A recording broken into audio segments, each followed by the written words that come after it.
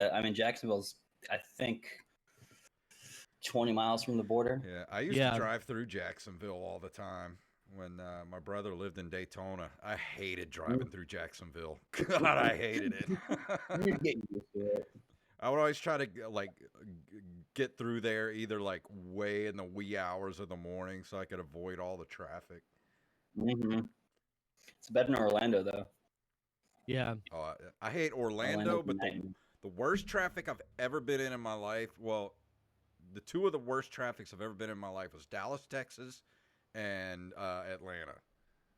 Atlanta's by far the worst. Imagine to me, Atlanta was worse than LA. Picture driving through Atlanta in a 15-passenger church van with a giant trailer on the back of it full of music equipment with like 7 other dudes in the van that you're like hoping you're not going to kill them and driving through. Sounds like a great podcast. That's fun.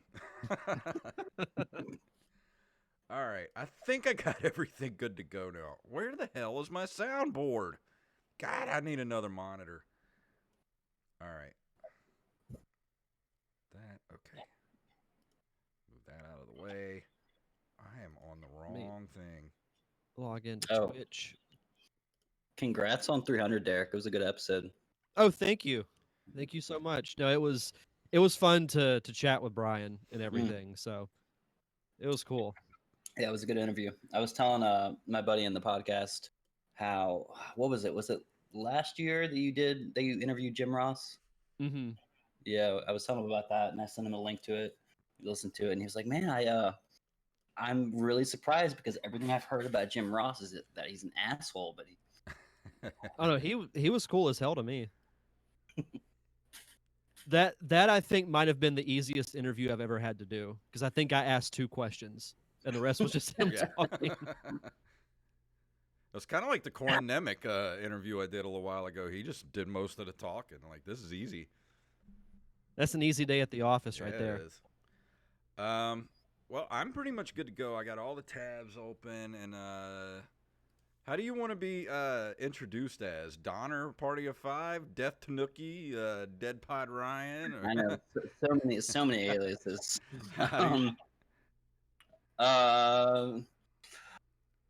Donner Party's fine. Okay. All right. Yeah, because that's what you're known as in the community. So yeah. We'll call you that. Derek, are you good to go?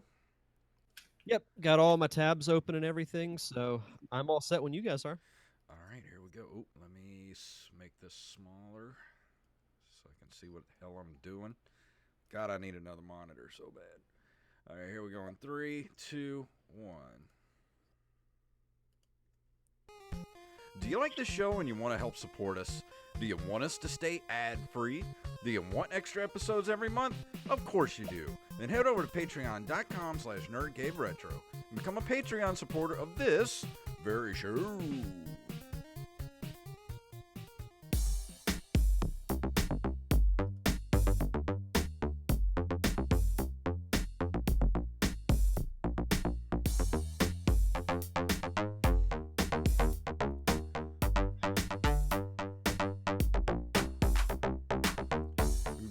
Programs and welcome to the Nerd Cave Retro Show. My name is Jason Robbins. My name is Derek Diamond. Oh, we have a community guest this evening. Yes. He has probably the best community handle I've ever heard in my life. It's Donner Party of 5 is joining us tonight. Hello, sir. Hello. Thanks for having me, guys. I appreciate it. And I have it at Dead Pod Ryan on the if you're watching this on Twitch or if you're watching this on YouTube, that's his Twitter handle at Dead Pod Ryan. You can go follow him over there on Twitter and come join the community over on our Discord, which you can get to right at the top of our Twitter page at Nerd Cave Retro. Just click that link and come right into the community. And Donner is one of our guys over there who's just always there and always talking and always has funny stuff to say. So I'm glad you're here tonight. Yeah, thank you guys. I appreciate it. You know how the show works. We we always come in, talk about our week or whatever, but we kind of want to start with you and ask what you do in the community and what you've been working on in other capacities. Oh, I guess in the community, I'd say just me and Rampage just make jokes at each other all the time. Jokester. That is my role in the community. Yeah. Yeah, you and Rampage get going, and you guys were cracking me up today in the Discord. So if you're missing out, people. If you're not in there, it's probably the one of the best online communities you can be in. It's definitely better than Twitter, because man, I got taken to task the last 24 hours. I've been getting hate retweeted left and right. It got ugly because. I don't want to go into it, but I can make the left and the right angry. So I'm batting 1,000 over here. That's a special talent. Yeah, that's a good quality to have, though. You're an equal opportunist. Yeah, I know. I guess that's what I get for sticking my nose in where it don't belong. But I can't help it. Some people are overly sensitive anyway. So what have you been? Anything you want to talk about? You've been playing or? I've been playing. So I think 1.5 Stardew Valley update came out on Switch like a week or so ago. Still have yet to play that.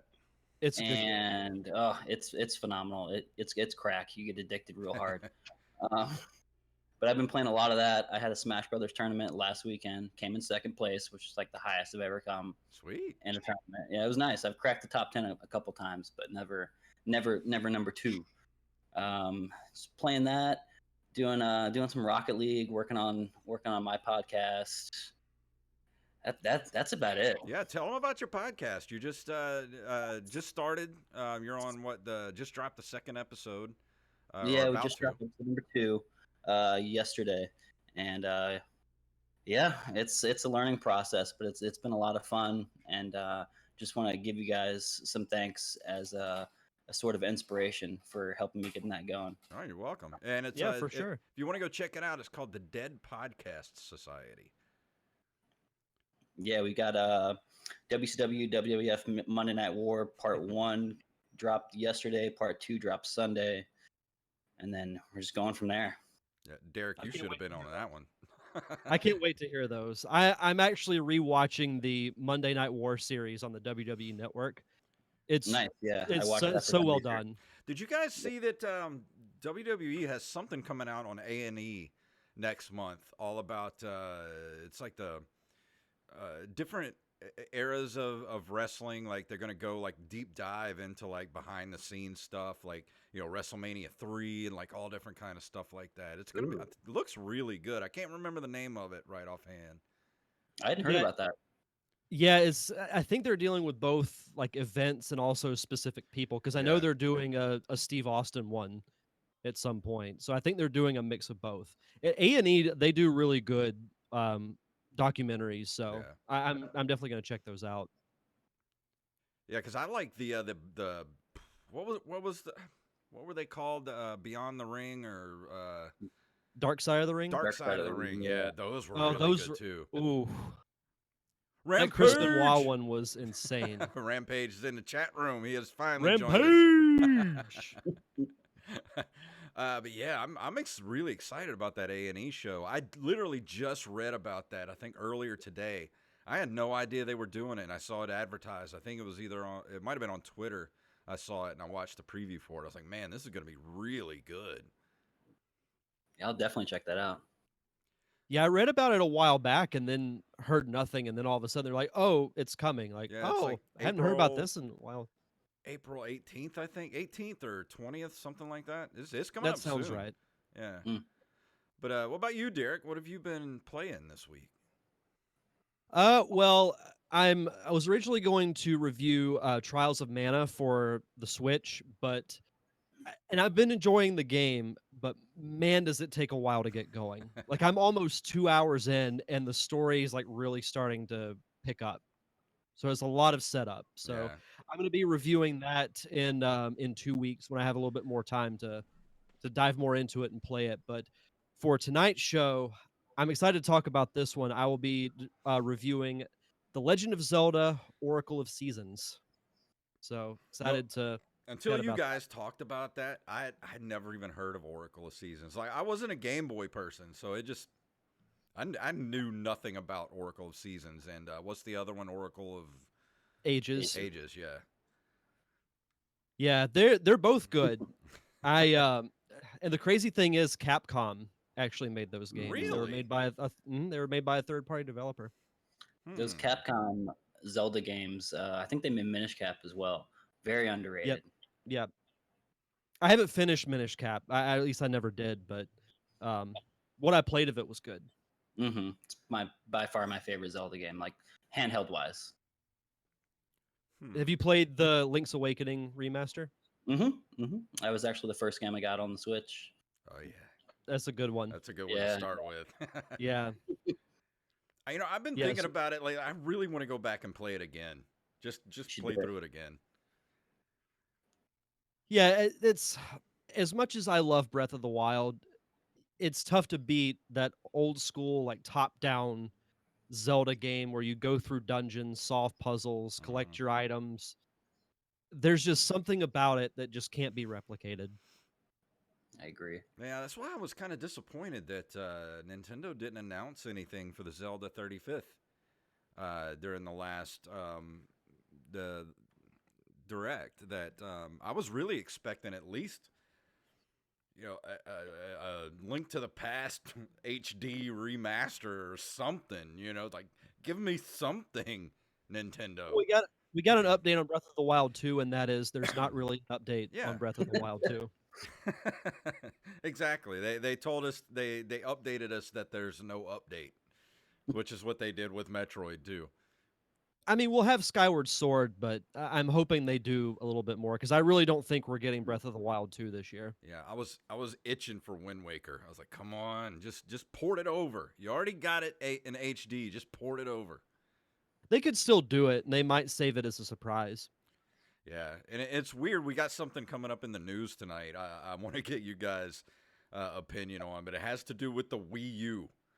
So yeah, okay. Never heard of it. Yeah. Basically, this past week I've been playing a lot of the game I'm going to review next week. There's I got it off of the Switch store. It was on sale for, I think, like 99 cents. And it's called Metalloid Origins. And it's it's like a 2D platformer, 16-bit style. But it's like, it's very Mega Man. Like, you could tell the people that made it really love Mega Man. But there's so much more to it. Like, there's levels where you jump on a one-wheeled motorcycle, and it's almost like playing Sonic. And it's got some really cool mechanics to it, and I'm excited to talk about it next week. I emailed the company today. Hopefully they'll give us a code to give away on the show. But even if they don't, it's only like $1 on the Switch store, so it's great. And I've been playing the hell out of it, and I'm still not finished with it. And other than that, still playing Hades. Hades is a masterpiece. So good. It's so good, Derek. I'm telling you, you're missing out. I need to play it still. Yeah, you do. As soon as after this weekend, I'll have more time. Yeah, as soon as the stimmy check hits, I'm getting Apex. What's the name of that again?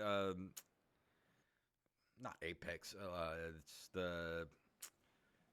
It's like the Breath of the Wild kind of ripoff that they put out recently. What the hell is the name of it? Somebody's gonna Rampage. Help me out here. Let me. I'm not sure. No. God damn it! My brain's not working. Whatever it is, it's awesome, and I'm gonna play it. That one game with the people. Yeah, that one game with the thing. It's like for some reason I can't get Apex Legends out of my head, but it's not Apex Legends. It's drops March 9th, by the way. Damn it! It'll hit me in like 10 minutes. I'll be like, oh yeah, remember that game I couldn't remember? That's what it is. I can't wait for Wally to live tweet this. Yeah, he's yelling at me right now. Not Fortnite. Shut up, Rampage. Oh man, you guys want to go ahead and go into the news for this evening? Sure. Let's do it.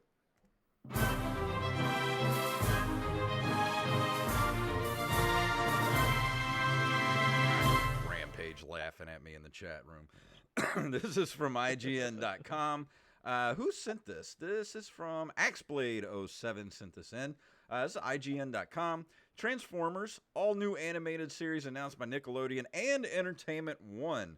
Nickelodeon and Hasbro's Entertainment One are set to roll out an all-new animated Transformers series. The animated action comedy series will consist of 26 half-hour episodes following a new species of Transformers on a mission to find their place and purpose among the Autobots, Decepticons, and the human family that adopts them. The series is being co-produced by Nickelodeon and E1 and will premiere exclusively on Nickelodeon in the U.S. before debuting in other countries. So what do you guys think about a new animated action comedy series of the Transformers? Donner, you can go first. So this is probably gonna get my nerd card revoked, but I've never watched any of the animated Transformers. I was all about what was the CGI one called? Beast Wars? Yeah. The mid 90s. That was my thing. But I mean, it's just one of those shows I just never got around to watching as a kid or as an adult. No, understandable. Yeah, the War for Cybertron series is really good on Netflix, and I talk incessantly about that show. So that's kind of up my alley. But I don't. This sounds like it might be too much like of a, I don't know, like a little kid thing. And Rampage says he's unsubscribing. It wasn't us. It was Donner. Go after him, not us. Yeah, crucify me, Rampage. Yeah. I'll just say this: if it doesn't include the soundtrack from the 1986 movie, I'm not interested. Yeah. And it has to have Dare to Be Stupid on it. It has to. I'm not gonna lie. I was listening to that soundtrack on the way to work yesterday, and none of those songs fit. No. Not a one. Not a single one of them fit. But I liked the songs. Like, I liked the music that they used. It just doesn't fit. Yeah, it's weird that they don't fit, but yet they fit perfectly while they're playing. Yeah. If that makes any Even sense. Dare to Be Stupid. Yeah, I mean, you can go back and listen to our commentary track, and we're all just kind of like, how does this not fit, but yet fits perfectly at the same time? I don't understand. I would have just loved to have sat in the writer's room. Yeah. And how they came up with all that crap and threw it together into one movie. Yeah. Not totally knocking it because I had fun watching it. Yeah. But yeah, I'm with you, Jason. I think, I'd be interested to check out maybe an episode or two, but this definitely sounds like it's catered more to a younger audience. Yeah. I'll probably watch the first episode or two, but that's probably it. Yeah. I don't think I should watch any of this new series because that wouldn't be befitting to the Transformers lore. Yeah. If I need to start somewhere, I need to go back to the beginning. True. Yeah. That's probably a good idea.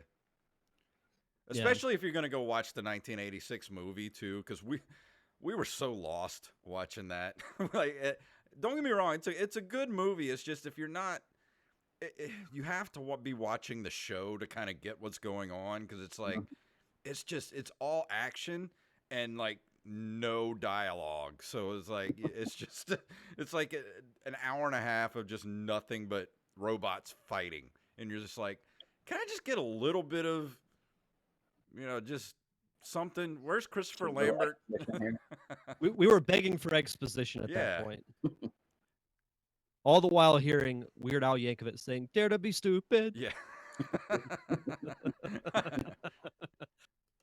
Our next story comes to us from NintendoLife.com. Nintendo to reveal new Switch model with Samsung OLED display and 4K support. Mm-hmm. We've just reached the 4-year anniversary of the Nintendo Switch. God, has it already been that long? Yep. And admittedly, compared to next-generation devices, the hybrid system is starting to show its age. How will Nintendo combat a possible decline in sales then? Well, according to a new report from Bloomberg, the video game giant will fight to maintain market dominance this holiday season by unveiling a new Switch model equipped with a bigger Samsung OLED display. This new system could sport a thinner bezel.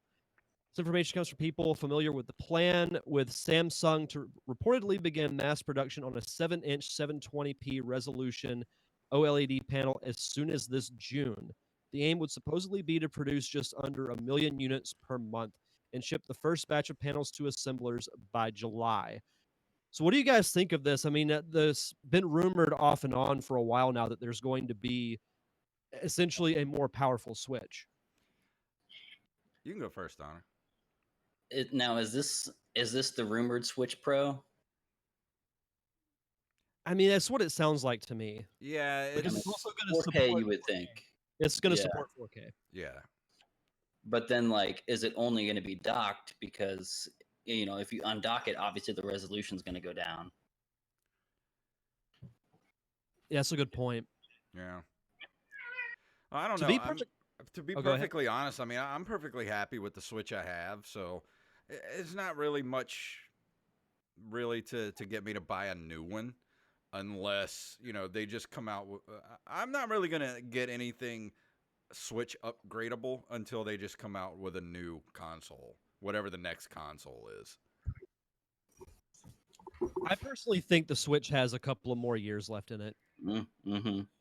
I'd say at least maybe another 2, possibly 3. I would say at least 4, because they talked about how the Switch was in its midlife now, and it's already been out 4 years, so I would suspect at least another 4 years. That's wild. It's already been 4 years. I know. I still remember being at work and getting the notification that it had been delivered to my apartment. And I left to go get it, and I played it for like half an hour during my lunch break. Yeah. It was so, and the game I played was Breath of the Wild. So it was I'm like, I don't want to stop, but I have to. Yeah. Just 30 minutes of the worst tease imaginable. Right. Yeah. This next story is one I really wanted to throw you guys.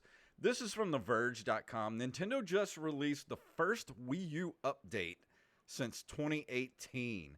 Nintendo has released a software update for its languishing Wii U console, and its first in nearly 2.5 years.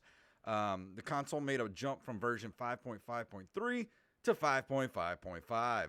The patch notes are vague, so it's hard to tell exactly what changed. Further improvements to overall system stability and other minor adjustments have been made to enhance the user experience. Nintendo has largely abandoned the Wii U in favor of the Switch and has ported over many of the older console's best games. Why do you think Nintendo did this? I mean, they've all but killed the Wii U at this point. I think they just wanted to make Zombie U run a little bit better. Taking care of those fans still that are playing that game. Yeah. Those 15 Zombie U fans. Yeah.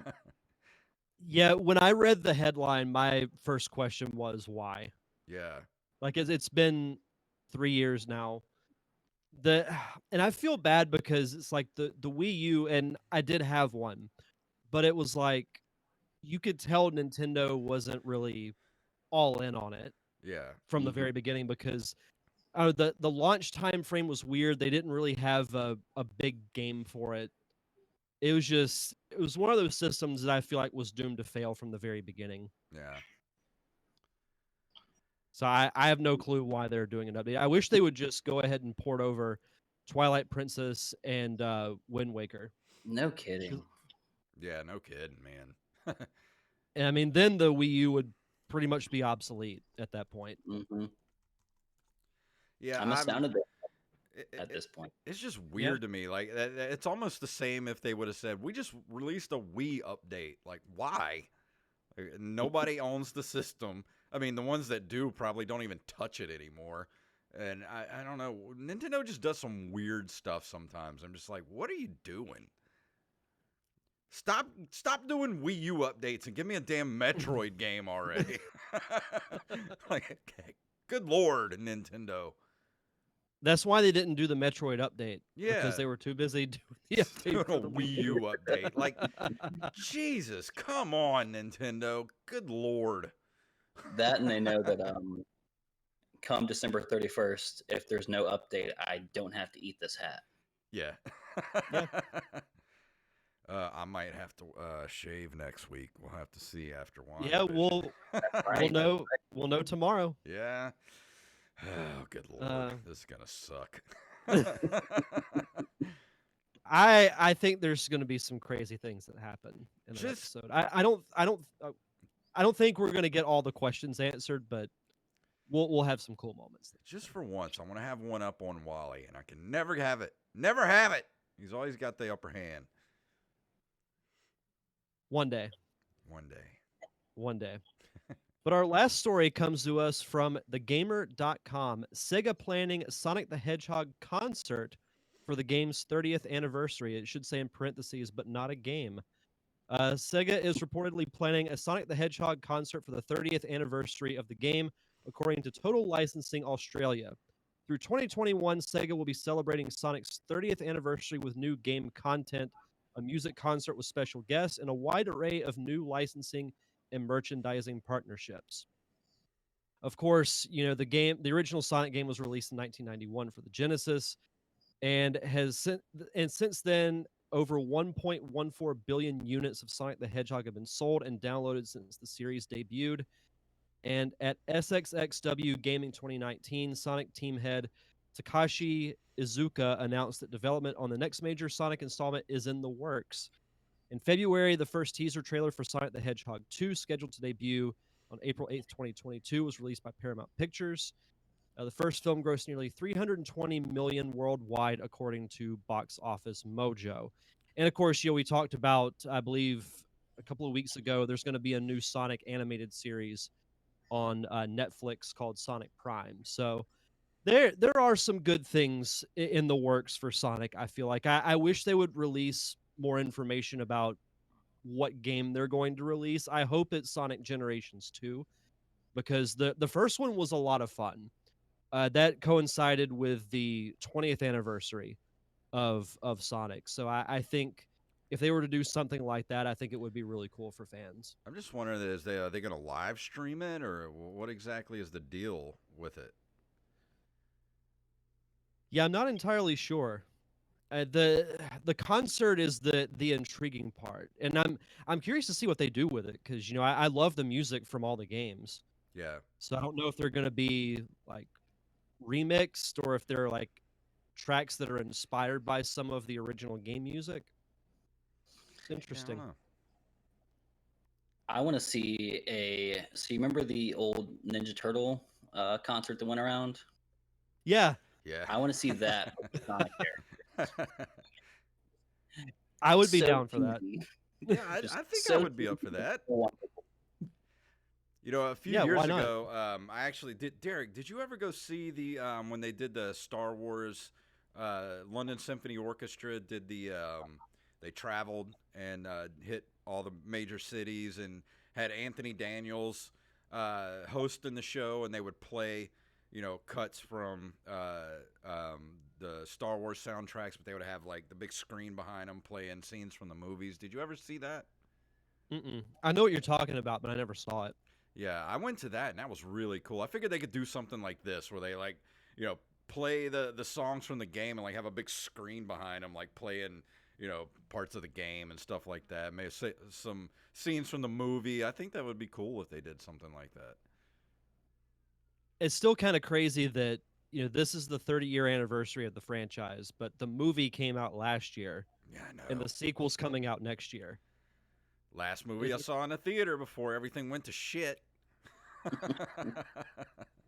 That was my because it came out on Valentine's Day. Yep. Last year, so that was my Valentine's Day gift to myself. Was going to see Sonic the Hedgehog. Man, wouldn't it be nice to go to the movies again? Yeah, I miss it. I'm telling you, you guys have seen the previews for Godzilla vs. Kong, right? Mm-hmm. That's a movie theater type of movie. Yeah, I want to be sitting there in a theater eating popcorn, drinking a Coke Zero, while a giant lizard and a giant monkey beat the shit out of each other. Like that. Can I just have that, please? I mean, is it so much to ask? Yes. Yeah. I didn't realize I'd missed movies until listening to your 300th episode this morning, and you were talking about the Infinity War snap. and just how quiet everyone was. And I was like, man, like I missed just that atmosphere of just being mind blown walking out of a movie theater. So many great moments have happened due to like viewing films in a theater like that. You have, when I went opening night for Force Awakens, anytime like the first time Han showed up, the first time Leia showed up, everybody went nuts. Mm-hmm. Just want to say hi to Dead Pod Blake, who has joined us in the chat room, and he said what Jay said, so thank you. Dude, I'm telling you, like, one of the greatest experiences in the movie theater was during Endgame when Cap got Mjolnir. Dude, that place went bonkers, man. Like, I had not experienced. I've been to a lot of movies, but the level of excitement when that happened was like electricity going through the theater. Like, man, I just missed that so much. I want to feel that again. Hopefully soon. Yeah, hopefully. Maybe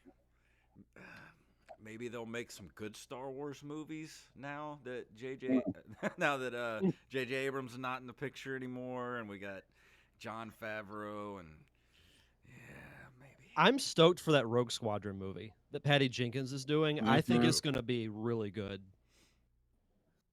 It seems so far away right now. I know. Yeah. It showed a picture of what's his name played Obi-Wan. Ewan McGregor. Ewan McGregor. His workout the other day, getting ready to play Obi-Wan. He's like all ripped up and stuff. I'm like, damn, Obi-Wan got some guns. I don't remember Alec Guinness ripping his shirt off, throwing up the double guns back in 1977. Yeah, I think the series is supposed to take place 10 years after Revenge of the Sith. So after that, it was just a steep decline. Yeah. And those Tatooine elements will do that to you. Yeah. Tatooine things. Yeah, well, I mean, all those bantha steaks he was eating, just beefing them up. Yeah. Then he traded in the bantha steaks for the blue milk. Yeah. Man, I'm ready to go to Disney too. Like, I want to go get some blue milk and fly the Millennium Falcon, and can we just get the world back to normal, please, so we can go do fun shit again? Yeah. Hopefully later on in the summer. I hope so. Yeah, we'll see. Fingers crossed. You want to go through video game history real quick? Sure. Let's do it.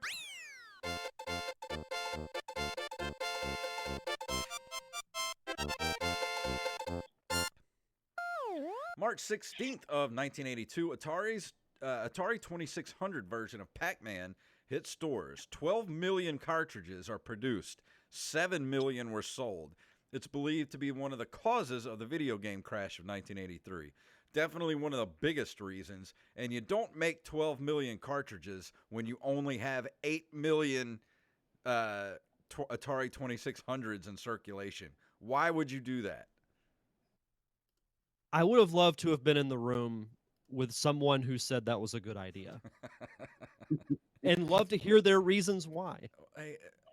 They really think it was going to be that big of a system seller? They were going to sell 4 million more Atari 2600s when it had already been out for 5 years at that point? I have no idea. No idea. I don't know. I don't know. Do you want me to go ask Noah Bilshow? Yeah, call him up, ask him, like, what were you thinking? Got his number. In March of 1985, Takan releases Gridiron Fight, an American football sports game featuring the use of dual trackball controls.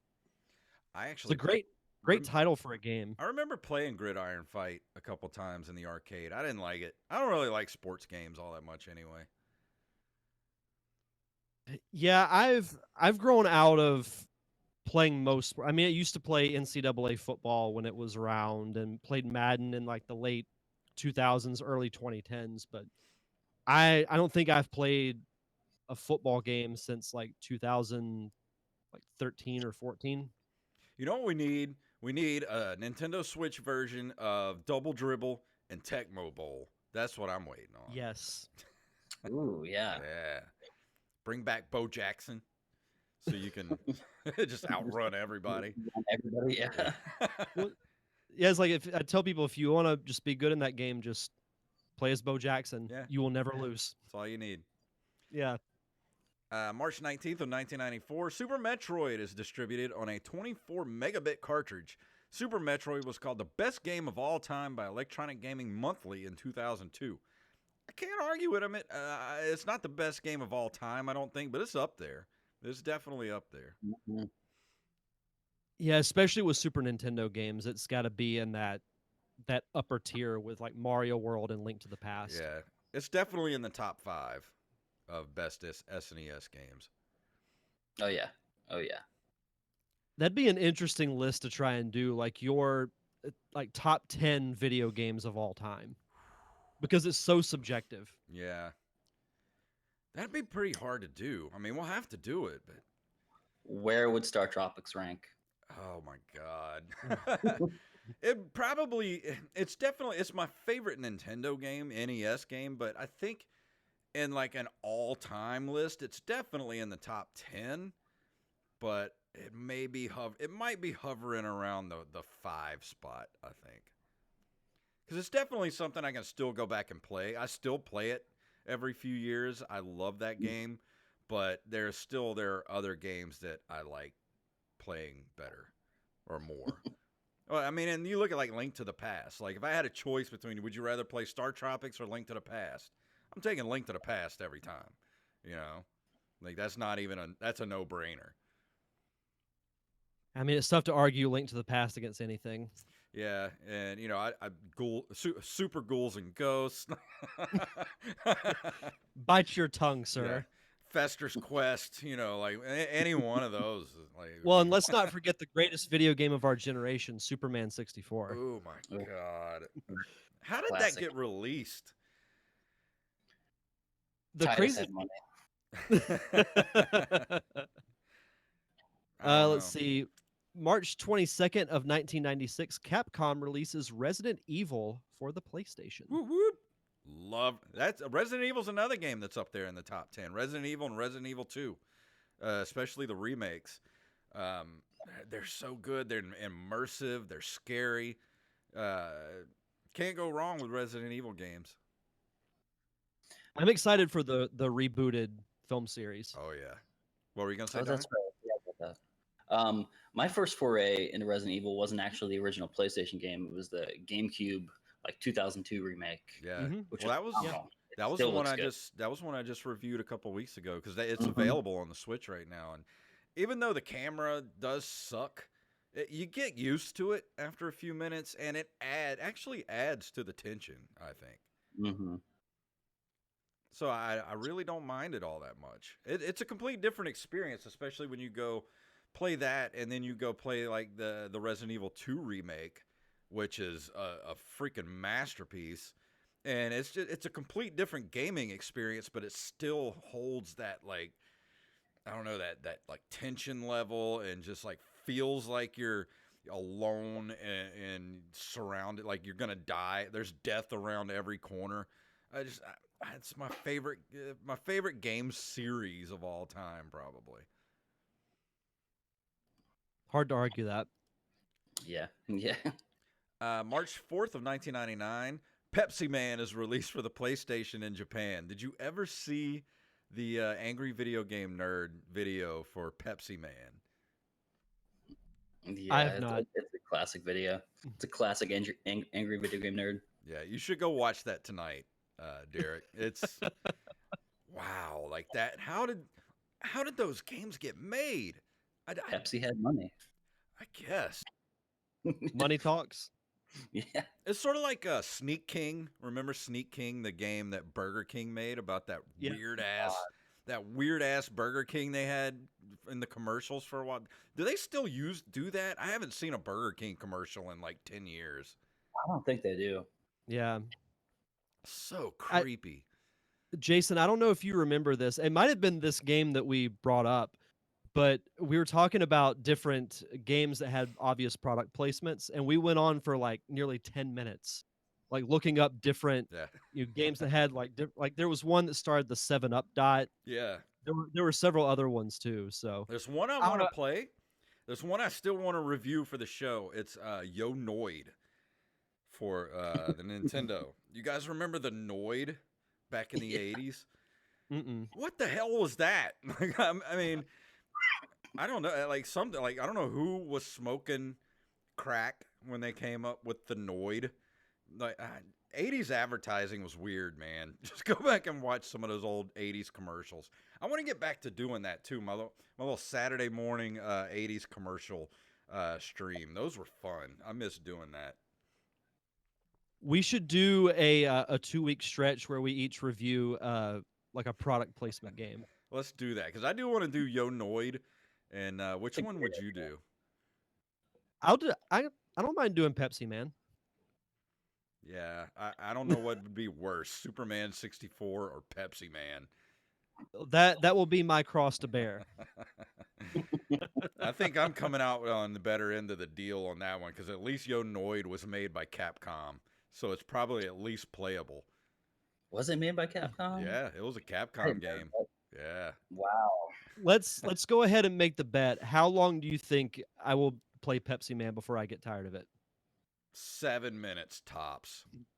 Ooh, that's generous. That's real generous.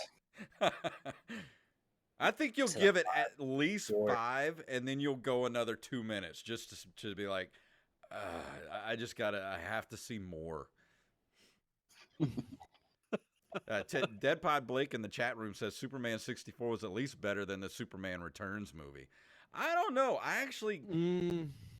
There are parts of that movie that I like, but I don't like the whole deadbeat dad kind of peeping Tom Superman. Like, I don't like that. And then you could just... If they could just go back and digitally erase Kevin Spacey out of that movie, that'd be great. Replace him with Michael Rosenbaum. Ooh, there you go. Yeah, there were parts of that movie that I liked. Like, I liked the general idea of the story. I just didn't like that they made it a continuation of the Donner movies. Yeah. I thought that was a big mistake. Well, and I like Brandon Routh as Superman. Like, people knocked him for that movie, but the reason why that movie was a failure was not because of him. Yeah, he actually made a really good Superman, and he made a great Clark Kent too. But like you said, it was weird to pretend that Superman 3 and 4 didn't exist, and then they sort of went back to make it a sequel to Part 2, but there were 2 versions of Part 2, the Donner cut and the original cut, and both movies are completely different. So you're just like, well, which one are they a sequel of? Makes me wonder if they're going to do that with the Snyder cut of Justice League. How can I say in as many languages I don't care? I don't care about the Snyder cut at all. Who's the original director of Justice League? Zack Snyder. Yeah. So he left and midway through production, and then who took over? Joss Whedon took over. Yeah. Oh, Whedonverse took over. Oh, I didn't know that. Mm-hmm. Oh.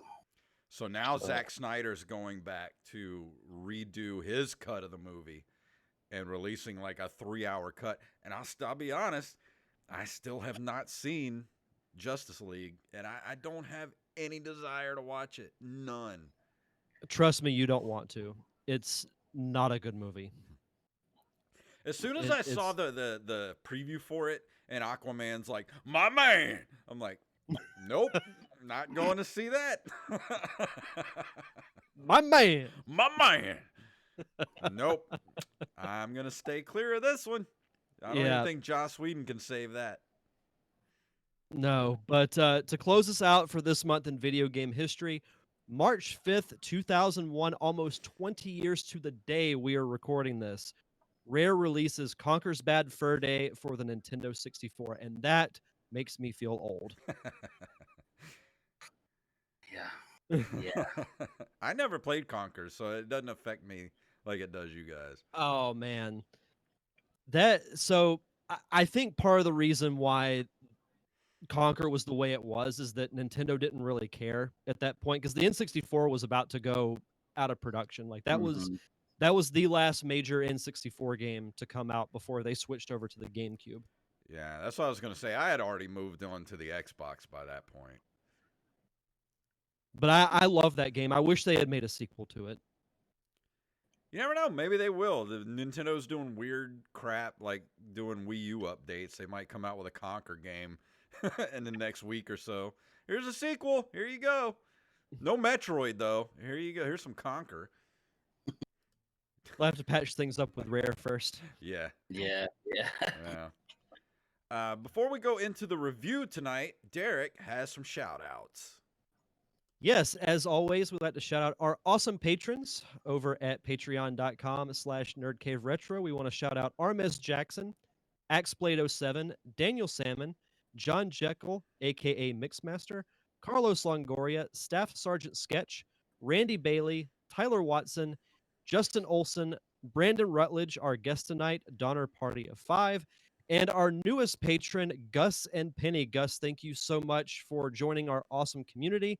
And because you have kept us at the $50 level, we will continue to do fun commentary tracks like Transformers the Movie, which you can listen to now. And there is a poll up for the next discussion, and the duo of the Muppet Show / Captain N is running away with the poll. Like it's not close.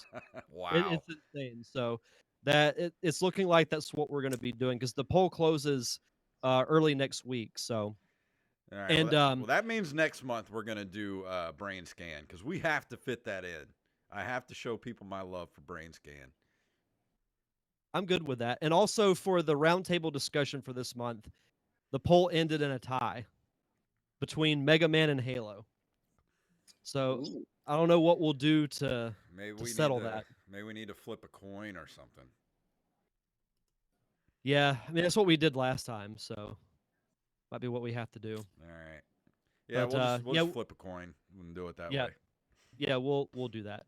But if you want to be a part of our awesome Patreon community, just head on over to patreon.com/nerdcaveretro. And tonight we're talking about...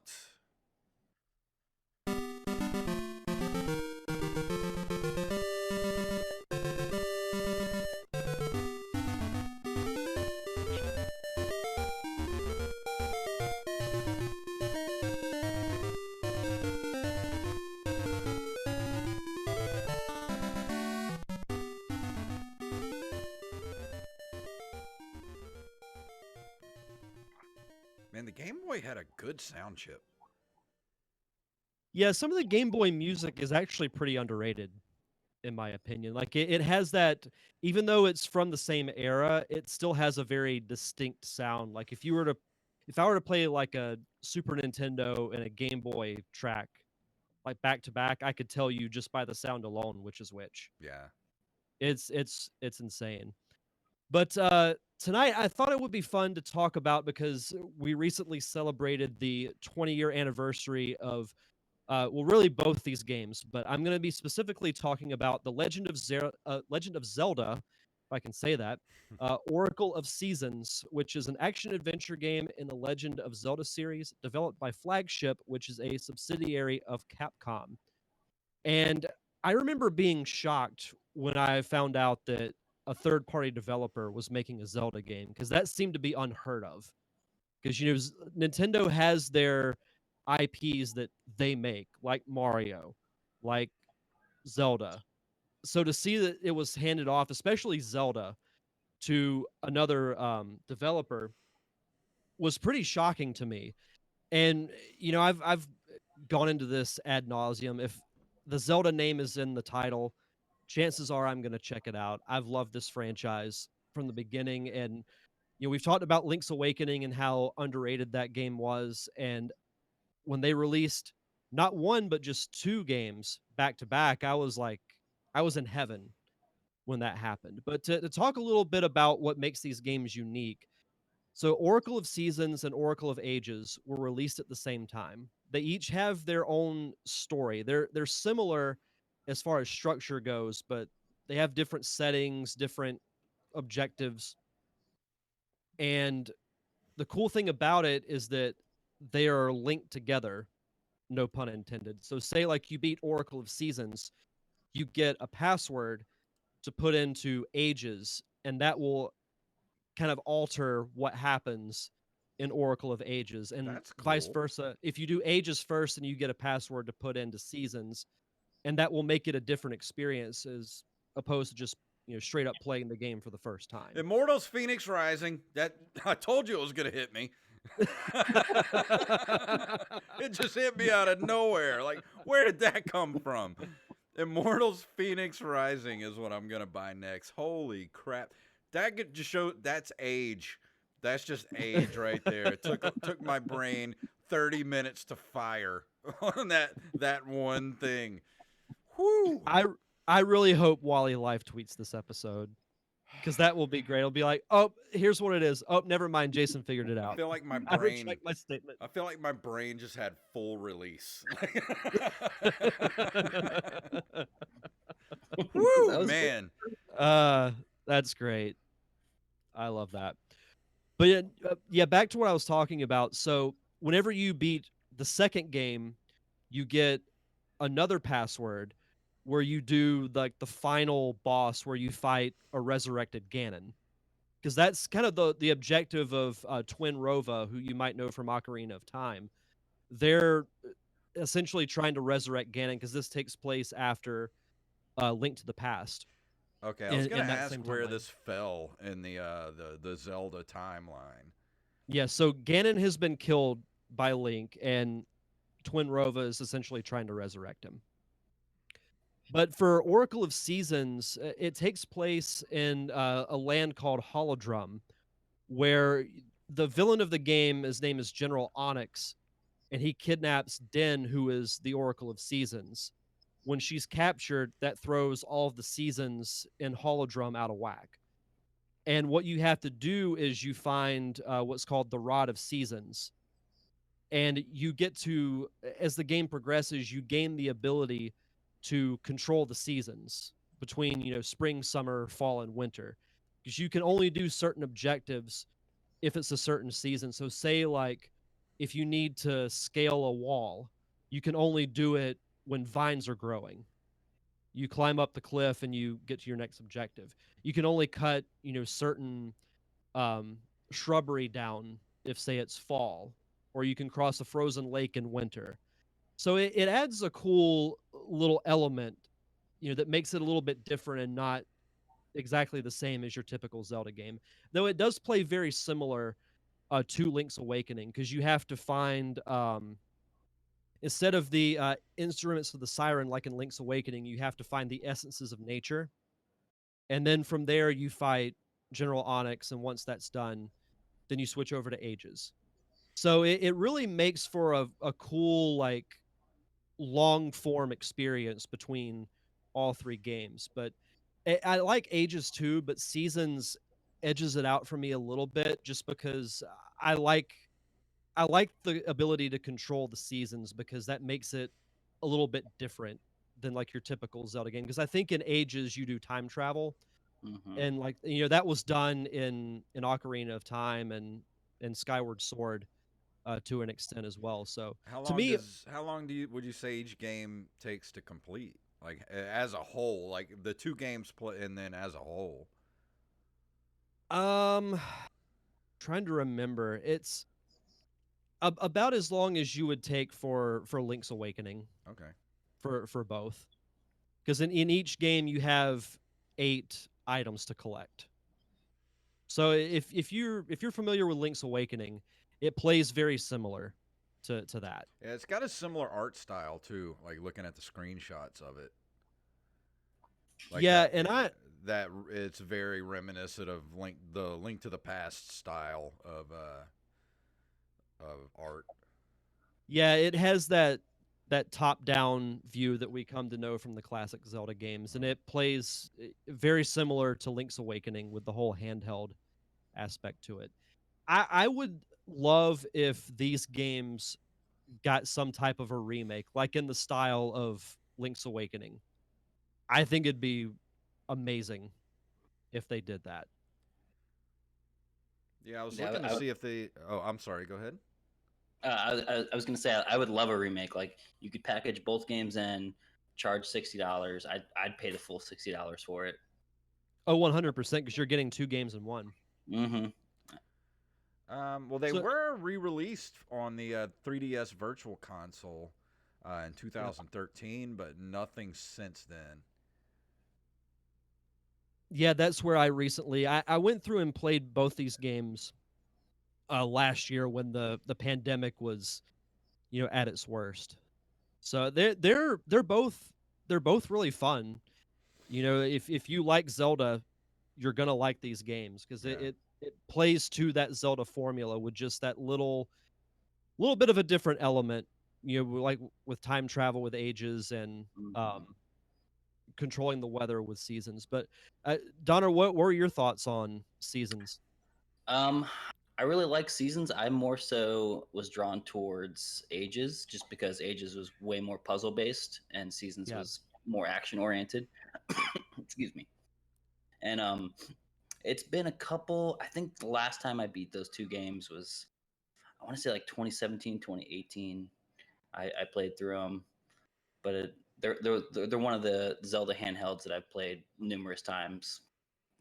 Growing up, that and those two in Minish Cap. Yeah, whenever I think of these handheld Zelda games, my mind instantly goes back to road trips that I would go on with my family because that was what the Game Boy was perfect for. Those 2 to 3 hour car rides. Because my grandparents used to own like a separate house right outside of Tallahassee, and we would go stay there for like a long weekend. And it's roughly a 3 hour drive from where I lived at the time. So I got to know these games quite well. And like I said, if you like Zelda, specifically Link to the Past and Link's Awakening, I think you have to give Oracle of Seasons and Oracle of Ages a chance. They're both really good. Definitely. And I would think that with what they did with Link's Awakening, that they could go ahead and just kind of use that same game engine and just kind of do the same thing to these two games that they did for that, and have it be part of the 35th anniversary. Because you could do that and put both of these games in one and charge $30-$40 for it. I think people would pay for it because this is one of the games I never played, so I would love to actually go back and play these. And I don't have a 3DS, so there's really no way for me to play it unless I can find a 3DS somewhere and get it, or just kind of hope and wait to see if they actually put it out on the Switch or if they ever do another release of it anywhere. I think eventually they'll do some type of a re-release, whether it's when they start doing Game Boy games for the online portion of the Switch, or if they give it the Link's Awakening treatment. Yeah. Which would be really cool. I would love if they even did that for Link to the Past. Yeah, because they had so much cool stuff, like for the in the 3DS store or whatever, that you could go back and buy old stuff like this. And basically, the Switch is their hybrid system, and basically their new portable system. Like, why not?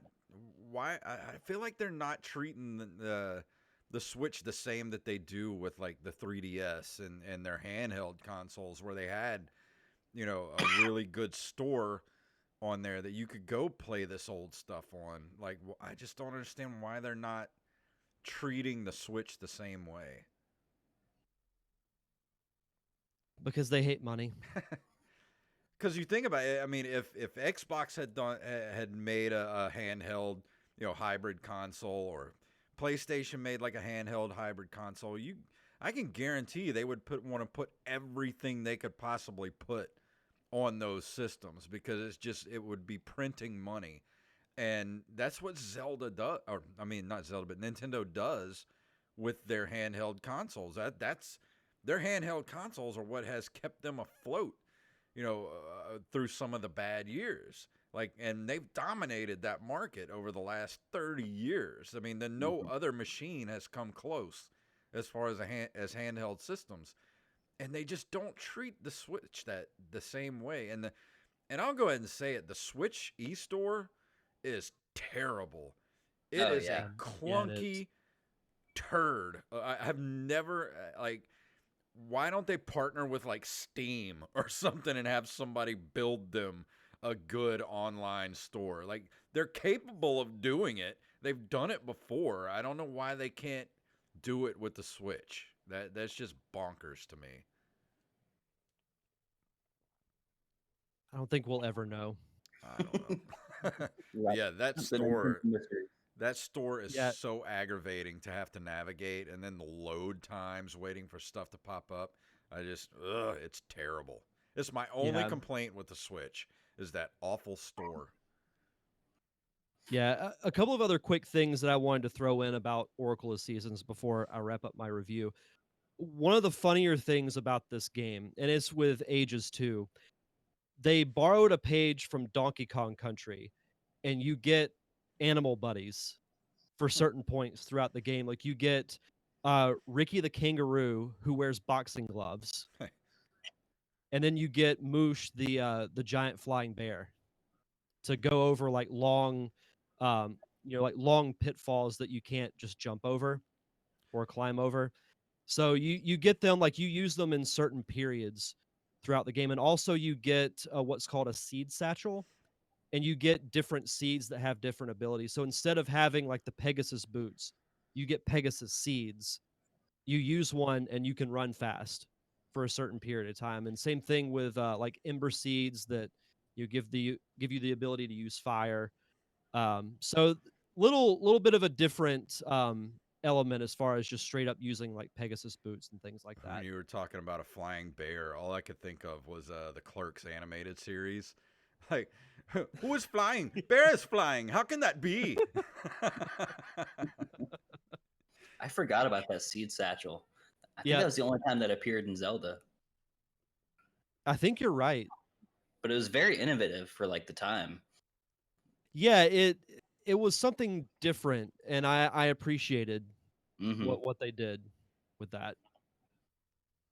I just specifically remember. Excuse me. Go ahead. No, go ahead. I can't remember what dungeon it was, but there's this one little crystal that you had to get, and like it was just out of reach of bombs and arrows, and I think you had to shoot your little seed shooter at a wall, and one of the bounce seeds would hit the wall and hit the crystal. I remember as a kid having the hardest time with that, and I think it took me a good like 25 minutes to figure it out. And then when you do, you're just like, yes! Yeah. Here's a cool bit of trivia. The Resident Evil writer Junichi Miyashita worked simultaneously on the 3 stories. Because there originally was going to be a third game that tied into this, but due to the complex nature of it, they axed the third one and kept it at Oracle or in Seasons and Ages. So got a Resident Evil connection there. That's awesome. Yeah. It's crazy to think that, a third-party developer actually made a really solid and really fun combination of Zelda games. Well, Capcom's a good developer. I mean, they had a few misses here and there. Probably Yonoid being one of them, but for the most part, I would say 90% of Capcom games are good to great. Yeah. Yeah, and I'd say this game is right up there, right up there with it. I do agree with Donna what you were saying earlier about Ages being more puzzle based and Seasons being more action based. And I love the puzzle aspect of Zelda with going through dungeons and having to maybe go through in a certain way or having to find the weapon first before you can really get through this tough part of the dungeon. But I appreciated the more action oriented pace of Seasons 2. Like I liked that the two games were similar in some ways but felt different. So you weren't you weren't playing the exact same game. Yeah. And I appreciated that. But as far as the reception of the game goes, Oracle of Seasons and Ages both were critical and commercial successes, each selling 3.96 million copies In Japan, they were the third best-selling Game Boy Color game with 746,054 copies sold. Chris Carl of IGN said that Seasons and Ages were the best games ever made for the Game Boy Color. And Craig Majewski of Gaming Age called them the two best games ever to grace a handheld system. Wow. That's pretty high praise. Yeah. And consider this, they sold 4 million copies each. Okay, Nintendo, where's the remake? Like, that's exactly at least a few million copies sold just off people that played it and will play it again. Exactly. We just got to speak it into existence. Yeah. I've been speaking Metroid for how long now? Doesn't work with Nintendo. You speak it into existence, they do the opposite. Yeah. No, as far as Nintendo, I do not want a Metroid game. I don't want new Zelda games. Just keep them over there. We don't want them. I never want to see another Metroid game again. But as far as a couple of the scores go, Game Rankings gave Seasons 91.37%. Electronic Gaming Monthly gave Seasons a 9 out of 10. Famitsu 31 out of 40. IGN 10 out of 10. Wow. And Nintendo Power 5 out of 5. So very, very high praise for both of these games. And I would say I'd give Seasons a solid 9. It's not as good as Link's Awakening to me or Link to the Past, but it's still a very, very solid edition of the Zelda franchise. Well, it sounds like something I would definitely give Nintendo my hard-earned money for. So if they want my money, they need to give us another remake. I mean, this year's the perfect time to do it. I know, 35. Come on, man. Come on, Nintendo. Just do we don't want to wait till it's the 40th anniversary. Yeah. I may not live that long. But that's coming up to the end of the show. Donner, it has been a pleasure, my friend. Yeah, thank you so much. Yeah, thank you guys. I appreciate it. It's been fun. So where do you want people to follow you at? I know it's at DeadPodRyan on Twitter. Where other social media? Good. That's about all I have. Really, just that and Reddit. And definitely come join our join our Discord and hang out with all of us. We have a good time every single day. It's fun. We like just talking about our days and talking crap to each other and sharing memes, videos, funny stuff. It's a great community to be a part of.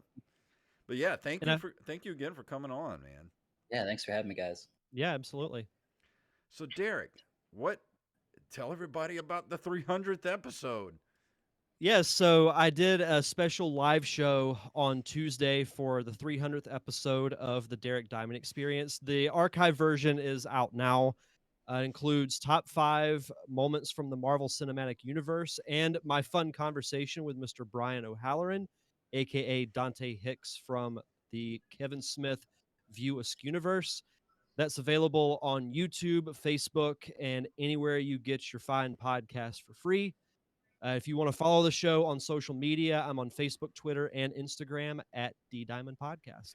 And go follow the Open Micers Podcast at Open Micers on Twitter and Open Micers Podcast on Facebook. Just did an interview earlier tonight with Parker Lewis himself. Corin Nemec was on the show talking about his new series that he and Jason London just got done filming with our friend Steve Wise. A good friend of me and Derek, who Steve Wise directed, and Kevin Almodovar was the cameraman who did Survey, the GOAT. And also he's the GOAT. He worked on Parker Syndrome, yep. for Derek. So go check that out at Open Micers. It'll be released this Saturday. And the last episode we had was Jacob's 21st birthday, so he got obliterated on the show. So that was a good time to go listen to a young man get drunk on a podcast. It's a rite of passage. Yeah. So I think that's going to do it for this week, fellas. What do you say? Let's do it. If you would like to email us, you can email us at nerdcaveretro@gmail.com. We're at nerdcaveretro.com. We're on Instagram and Twitter at nerdcaveretro and at JayFunktastic and at Derek_Diamond. You can go buy our merch. It's so easy. NCRmerch.com takes you to our TeePublic site where we just released another new design the other day. The original NES black box Nerd Cave Retro design. Go pick one up for yourself. Go check us out at Patreon. Keep us above the $50 level, where every single month we give you a commentary track. You get to be a part of our polls. So go throw us a couple bucks a month. Patreon.com/NerdCaveRetro. If you can't do that, leave us a review wherever fine podcasts are given away for free. So Derek, please tell them what it's all about. May the way of the hero lead to the Triforce. Yes. Master Blaster runs Barkatan. That was a fun episode. Yeah. Yeah, that was fun, guys. I appreciate you coming. I've never done a live podcast before, so I just didn't like the last couple I've done with the Dead Pod. I've been scripting everything out and like sort of using it as like a blueprint to go along. It was fun. Best thing to do is Google Docs are great for podcasts, especially when you have multiple people on the podcast, because you can all edit it at the same time. So it's great. It's the best thing to use as a podcaster. But I'm going to go ahead and shut down the Twitch stream. So thank you guys for watching tonight, and we will see you next week. Goodbye, everybody.